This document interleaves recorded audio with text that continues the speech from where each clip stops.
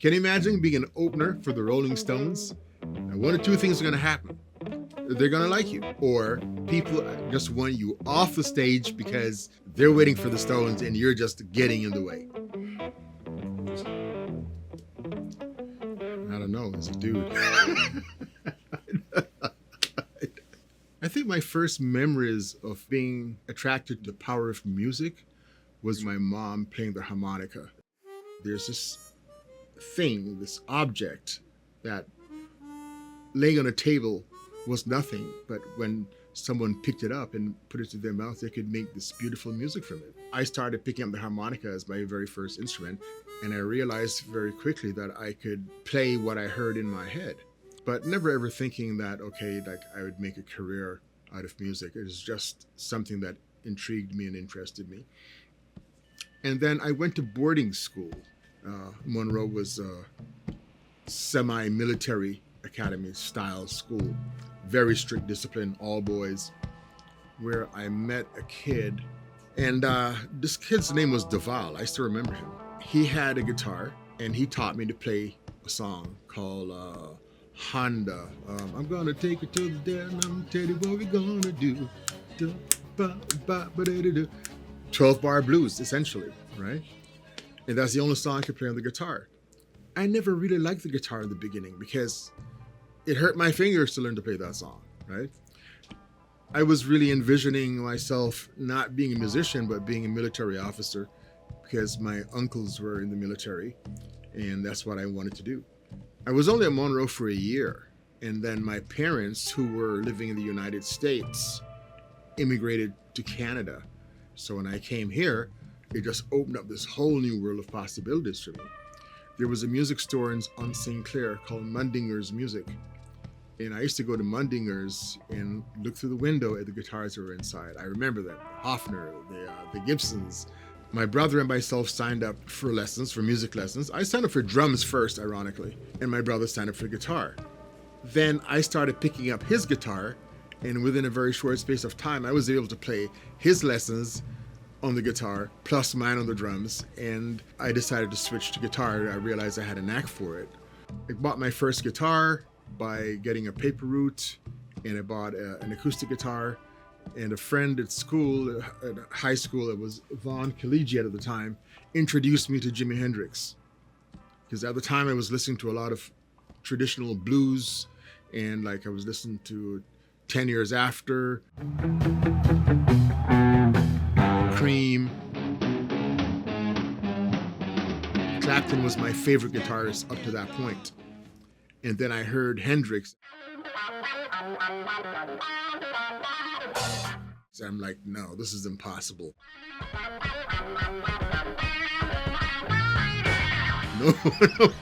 No one could be making those sounds on the guitar. And I would say it changed my whole trajectory as, what I wanted to do on the guitar. Even though I didn't really make a big career in rock, that's where I got started. There was one guy locally, a guy named Reno, who is still, I think Reno's living in Dubai now. And he was the first local guy that I used to really look up to. Dominic Triano was another guy. He was talking to me about his philosophy of guitar and how he had patterned a lot of his playing after Ray Charles. He was showing me things on the guitar that he had basically, lifted from piano playing. And that really changed my outlook to realize that, okay, I don't have to just listen to guitar players. I listen to horn players and vocalists. After that whole period of my funk days, like learning that stuff, I got in the band Crack of Dawn, which was an R&B more bass band, mostly from expat Jamaicans and, like kids who grew up here from Jamaican parents like myself. A friend who I'd met in Crack of Dawn, this guy named Paul Douglas, he was playing with Toots and the Maytals. He called me and asked me if I would sub for their guitar player who couldn't make it for a Canadian tour. And I reluctantly said yes, because I didn't think I would be able, to fit into that kind of thing. I did my first gig with them at the Commodore in Vancouver. So I went in and I started playing basically rock guitar over what they were doing. And, I pulled off my Hendrix little stunt with playing with my teeth and all that kind of stuff. And the next morning, I read the newspaper write-up, and they said the Toots and the Maytals, the Commodore, led by guitar player, da-da-da. It was my first gig. That gig lasted 40 years. And we've had the pleasure of opening for the Stones 9 times. We meaning Toots and the Maytals. It was amazing, and scary at the same time. Can you imagine being an opener for the Rolling Stones? Now, one of two things are gonna happen. They're gonna like you, or people just want you off the stage because they're waiting for the Stones and you're just getting in the way. Toots had that energy that he had a rock, even though he was known as a reggae artist, he had a rock and roll energy. And we mated very well with rock and roll bands. I met Ron Wood before we played with the Stones. We were playing at a club in New York, and someone said, is it okay if Ron comes up and jams with you guys? I'm like, Ron who? It says, Wood. I looked at the side of the stage and he's standing there. And we had kind of an ongoing thing after that. So I received this Grammy for my participation in the Toots and the Maytals. We got the best reggae album of 2004. But again, this album was like a gumbo of reggae and many other influences. We had Eric Clapton, we had Jeff Beck. I would have been happy to be a part of that album, Grammy or no Grammy. Didn't change my life, I'm going to walk into Starbucks and say, hey, I need a coffee because I have a Grammy. Who gives a shit? I started as a player, but because of the curiosity of finding out how things were done and what made things happen technically and electronically, I started venturing into production and audio engineering. Right. And I started that at a fairly early stage. I was working with Bob Gallo, my first major producer with Crack of Dawn. So that would have been like late 70s. Honestly, the projects that I'm probably most proud of, the ones that have the least amount of notoriety, and those are the solo things that I've done. Like I did an album called The Times. I think that playing guitar gives me more emotional satisfaction.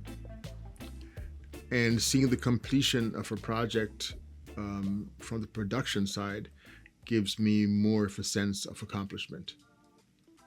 My getting into the guitar making thing was really born out of dissatisfaction with guitars I had purchased.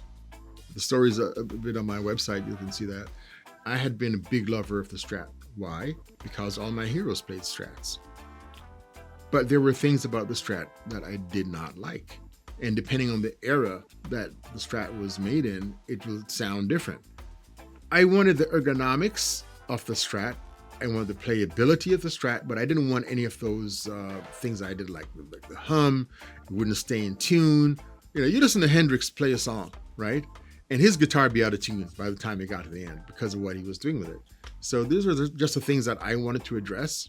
Because I like the Stratocaster, and because I was playing reggae, I decided to call my guitar the Rastacaster. It's aimed at the person who needs to play some raunchier tones as well. So I've got a humbucker in the rear position, in the bridge position. So you can easily go from your country, reggae, that traditional R&B style tones to something that is straight rocked out. Yeah, so I would work with the client or the artist to create the guitar of their dreams. Our motto is our dreams in your hands, or I can make it your dreams in your hands. This was my dream, right? And now it's a reality. If you're a Strat type player, I can make it your dream guitar. I've come to the conclusion and the realization that art is life, and life is art.